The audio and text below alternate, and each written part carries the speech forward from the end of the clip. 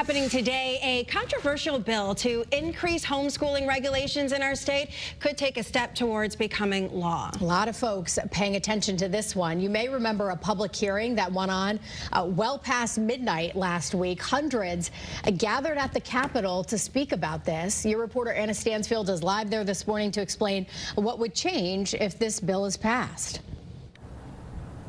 Well, Tracy, Caitlin, right now, Connecticut is one of 12 states in the country that does not regulate homeschooling. In that public testimony last week that lasted more than 12 hours, several parents argued things should stay that way, while some lawmakers say because of recent tragedies in our state, things need to change. The Waterbury man allegedly held captive by his stepmother for 2 decades. Jacqueline Torres Garcia, the 11-year-old, found dead in a plastic bin. These are the tragedies some lawmakers say could have been avoided with more homeschooling regulations. Both of them were taken out of school and never checked on again.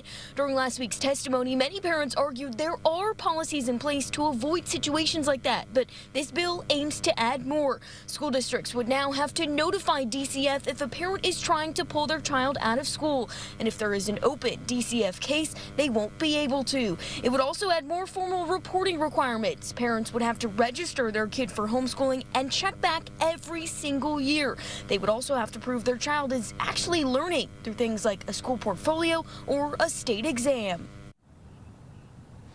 And during last week's testimony, several parents that homeschooled their children did speak out against the bill, saying this would infringe on their rights to teach their children in the way that they choose. Today, the Education Committee will vote on whether or not this bill should move forward in legislative session. I'm your reporter live in Hartford, Anna Stansfield, Channel 3 Eyewitness News.